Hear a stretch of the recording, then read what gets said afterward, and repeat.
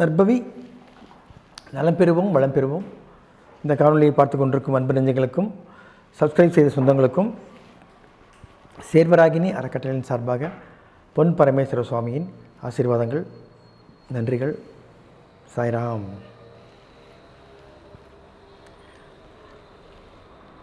வடமேற்கு மூலையில், அதாவது வாயு மூலை என்று சொல்லக்கூடிய வடமேற்கு மூலையில் ஏற்றக்கூடிய ஸ்டேர்கேஸ், அது படிக்கட்டை பற்றி ஒரு விளக்கம். பொதுவாக எந்த திசையை பார்த்த ஒரு சைட்டாக இருந்தாலும் சரி, எந்த ஒரு திசையை பார்த்த ஒரு கட்டடம் இருந்தாலும் சரி, வாயு மூலை என்று சொல்லக்கூடிய அந்த இடத்திலிருந்து படி மேலே ஏறுவது தான் சால சிறந்தது. 100 மார்க் கொடுக்கலாம். வாயு மூலைக்கு அவ்வளோ சக்தி இருக்குது. வாயு என்ன யார்? வாயு பகவான் ஆஞ்சநேயர். ஸோ அப்போது அவருடைய பவர் அதிகமாக இருக்குமில்ல. அதனால் வாயு காற்று அதிகமாக வரக்கூடிய இடம் எதுனா வாயு, அதுதான் வாயு மூலை, வாயுவியம்னு சொல்லுவாங்க. ஸோ அந்த வாயு மூலையிலேயே நம்ம படிக்கட்டு மேலே ஏற்றினோம்னா அதிலேருந்து வரக்கூடிய அந்த இன்யான் என்று சொல்லக்கூடிய சக்தி, அதாவது காந்த சக்தி, பாசிட்டிவ் நெகட்டிவ் ரெண்டுமே பார்த்திங்கன்னா அந்த இடத்துல சமமாக இருக்காது. பாசிட்டிவ் தான் அதிகமாக இருக்கும். அப்போ என்ன ஆகும்? அந்த வாயுமூலை வழியாக நம்ம ஏறும் போதோ இறங்கும் போதோ நம்ம உடம்புலையும் இருக்கக்கூடிய அந்த இன்யான் சக்தி, அந்த பாசிட்டிவ் நெகட்டிவ் சக்தி ரெண்டுமே ஒன்று சேர்ந்து நமது மூளையை நல்லபடி வேலை செய்ய வைக்கும். அப்போ நல்லபடி வேலை செய்ய வச்சா வாயுமூலையை பயன்படுத்திக்கலாமா? வாயுமூலை நல்லது தானுங்க. ஆனால் அதை மாதிரி ஒரு டேஞ்சரஸான ஒரு இடமும் ஒரு சில விஷயத்தில் வெரி டேஞ்சரஸுங்க. அது என்னங்கிறத சொல்கிறேன் உங்களுக்கு. ஆனால் படிக்கட்டை பொறுத்த வரைக்கும் வாயு மூலையில் தான் ஏற்றணும் இறக்கணும். அப்போ அதே வாயு மூலையில் தான் நிறையா தேவையற்ற சில விஷயங்களும் அமைக்கலாம். அதாவது நமக்கு தேவையில்லாதெல்லாம் கொண்டு போய் எங்கே கொண்டு போய் போடணும்? வாயு மூலையில் போடணும். எல்லாம் கொண்டு போய் எங்கே போடுவாங்க? குபேர மூலையில் போட்டு வைப்பாங்க. முட்டை மாலில் போய் பாருங்கள், டேங்க்கு கீழே கொண்டு போய் தேவையில்லாதெல்லாம் போட்டு வைப்பாங்க. அப்படி போட்டாச்சுன்னா என்ன ஆகும்? செல்வம் நிற்காது. எவ்வளோ வந்தாலும் மருத்துவ செலவாகும், இல்லை பறந்து போயிடும்.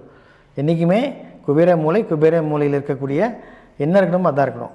இந்த குப்பை கூடத்தை யூஸ் பண்ணாத சாமானத்தெல்லாம் கொண்டு போய் மொட்டை மாடியில் குபேர மூலையில் இருக்க ரூமில் போடுவாங்க. அது கண்டிப்பாக வேலை செய்யாது, நெகட்டிவாக மாற்றிடும். அதே வாயு மூலையில் போட்டு பாருங்கள், அது பாட்டுக்கு இருக்கும். அது உங்களுக்கு நல்லது செய்யும். ஸோ இந்த வாயு மூலையினால் நமக்கு நிறைய விஷயங்களில் நமக்கு வாழ்க்கையில் வெற்றியை கொடுக்கக்கூடிய ஒரு மூளை இடம். ஒன்றும் இல்லை, இப்போ நமக்கு மனசு ஏதாவது ஒரு வேதனை இருக்குது, இல்லை ஏதோ ஒரு கவலைப்பட்டே இருக்கும், இல்லை ஏதோ ஒரு நமக்கு சக்ஸஸ் ஆகணும் ஏதாவது ஒரு விஷயத்தில் தான் என்ன பண்ணணும்?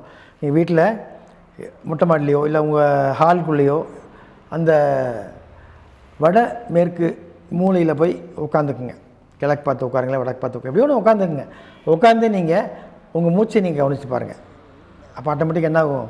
உங்கள் மைண்ட் அப்படியே ரொம்ப ரிலாக்ஸ் ஆகிடுவீங்க, ஃப்ரீ ஆகிடுவீங்க. ரெண்டாவது உங்களுக்கு வெற்றி நிச்சயம். எதுக்கு வேண்டி நீங்கள் அங்கே உட்காந்து ப்ரே பண்ணுறீங்களோ அது வெற்றி நிச்சயம். இன்னும் சில பேர்லாம் பார்த்தீங்கன்னா ரொம்பவும் டீப்பாக திங்க் பண்ணுறவங்க சாமி ரூமே கொண்டு போய் வாயுமூலையில் வைப்பாங்க. ஆனால் சாமி ரூம் வைக்கிறதுக்கு உகந்தது ரெண்டு மூலை தான். முதல் மார்க் குபேர மூலை என்று சொல்லக்கூடிய தென்மேற்கு மூலை. அதை விட்டோம்னா வடகிழக்கு மூலை. ரெண்டுமே பவர்ஃபுல்மாங்க. ஆனால் அதெல்லாம் விட வித்தியாசமான பவரை கொடுக்கக்கூடிய ஒரு இடம் எதுனா வாயு மூலை என்று சொல்லக்கூடிய வடகிழக்கு மூலை. ஆகவே அந்த இடத்துல நீங்கள் முதல் மாடிக்கு செல்வதற்கு படிக்கட்டை ஏற்றினால் உங்களுக்கு தேவையான நல்லதெல்லாம் தேவையான நேரத்தில் மட்டும்தான் கிடைக்கும். அதுதான் முக்கியம். பசிக்கு சோறு தின்னா போதுங்க. மூட்டையாக வாங்கி நம்ம சோத்தை அடிக்க வைக்க வேண்டிய அவசியம் இல்லை இல்லையா? டெய்லி ஃப்ரெஷ்ஷாக சாப்பிடுவோம், சரிங்களா? அப்போது பசிக்கு சாப்பாடு சாப்பிட்ற மாதிரி தேவைக்கு உண்டான எல்லாமே உங்களுக்கு கிடைக்கும். எதனால்? வாயு மூலையில் படிக்கட்டுன்னா என்ன? நாட் ஓன்லி ஃபஸ்ட் ஃப்ளோர் போகிறதுக்கு மட்டும் இல்லை, வீட்டுக்கு ஏற்றுற படின்னு தான் சொல்கிறேன். அதுலேயும் ஒரு கணக்கு இருக்குது. பூமி தரைமட்டத்திலிருந்து நீ உங்களுடைய நிலவை தாண்டி காலை உள்ளே வைக்கும்போது வலது கால் லாபத்தில் வைக்க வேண்டும். முதல் படியில் வலது கால் எடுத்து வைப்பீங்க இல்லையா? அப்போ லாபம். இடது கால் வைக்கும்போது நஷ்டம். திருப்பி வலது கால் மூலம் வைக்கிறீங்க, லாபம். திருப்பி நஷ்டம் வரும். சில பேர் என்ன பண்ணுவாங்க, அந்த நிலவு இருக்கு இல்லைங்களா, நிலவுக்கு அந்த பக்கம் இந்த பக்கம் ஒரே ஈக்குவலாக தானே சாமி இருக்குது, அதனால் அது எப்படி உங்களுக்கு அது உங்களுக்கு லாபம் தானே, ஒரு எப்படி நஷ்டம் வரும்னு கேட்பாங்க. கண்டிப்பாக கிடையாது. நிலவை தாண்டாமல் நீங்கள் போயிட்டீங்கன்னா அது லாபம். நிலவு இருந்து நிலவை தாண்டாமல் நீங்கள் போயிட்டீங்கன்னா, நிலவு இல்லாமல் இருந்தால் அது உங்கள் லாபத்தில் காலடி வைப்பீங்க. ஆனால் நிலவு இருந்தால் கண்டிப்பாக கீழே இன்னொரு எக்ஸ்ட்ரா ஒரு படி வைக்க வேண்டும். லாபம் நஷ்டம், லாபம் நஷ்டத்தில் உள்ளே போகும். அப்போ இன்னொரு லாபத்துக்கு இன்னொரு படி கீழே வைக்கணும். அதுதான் முக்கியம். ஸோ அந்த படியில் ஏறுறதுலேயும் கவுண்டிங் இருக்குது. நம்ம கால் வலது கால் ஒரு சக்தி, இடது கால் ஒரு சக்தி, ரெண்டும் ஒன்றாக இயங்கினா தானே நம்ம நடக்க முடியுது. ஏதோ ஒரு காலில் சின்ன பிரச்சனைனா கால் இழுத்து கோணெல்லாம் நடக்கிறோம், நொண்டியாக நடக்கிறோம் இல்லையா? அதே போல் தான் இந்த வாஸ்துவில் இருக்கக்கூடிய வாயுமூலையின். ஸோ வாயுமூலையை போல் சிறந்த மூலை எதுவும் இல்லை என்று சொல்லிக்கொண்டு காணொலி விட்டு வெளியேறுகிறேன். சாய்ராம்.